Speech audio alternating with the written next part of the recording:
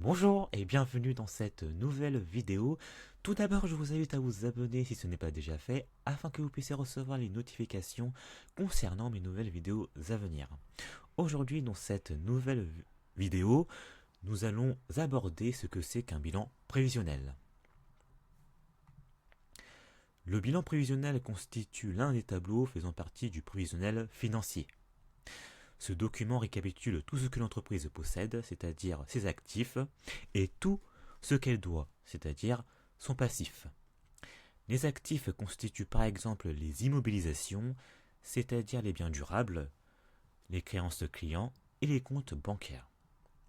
Et les passifs constituent par exemple les dettes financières, les apports en capital effectués par les associés et les dettes fournisseurs. Le bilan prévisionnel consiste à évaluer le patrimoine de l'entreprise à la fin de chaque année, c'est-à-dire à chaque étape de développement de l'entreprise. Et la construction du bilan prévisionnel nécessite d'évaluer chaque rubrique composant l'actif et le passif. Le bilan prévisionnel est donc un document important du prévisionnel financier. Et son élaboration nécessite donc une grande attention, car il permettra notamment de calculer le fonds de roulement, le besoin en fonds de roulement et la trésorerie nette. L'ensemble de ces éléments sont des indicateurs très importants pour connaître la situation financière d'une entreprise. Je vais maintenant vous partager les 6 principaux avantages de connaître le bilan prévisionnel d'une entreprise.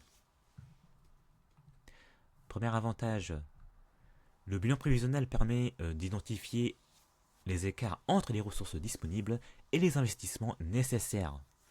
Cela aide donc à planifier les emprunts ou les apports de capitaux.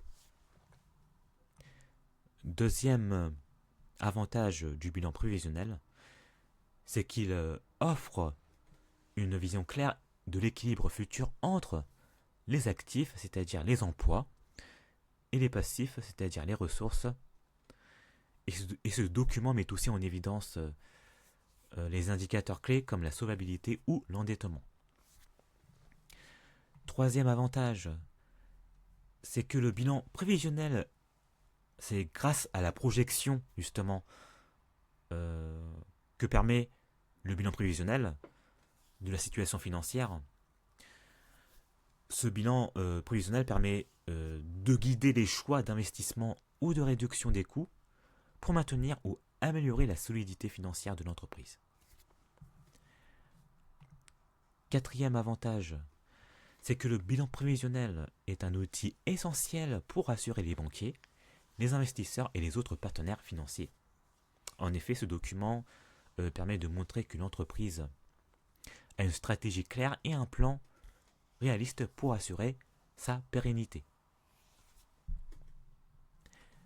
Cinquième avantage, c'est que le bilan prévisionnel aide aussi à anticiper les déséquilibres financiers, comme des dettes excessives ou une insuffisance de liquidité.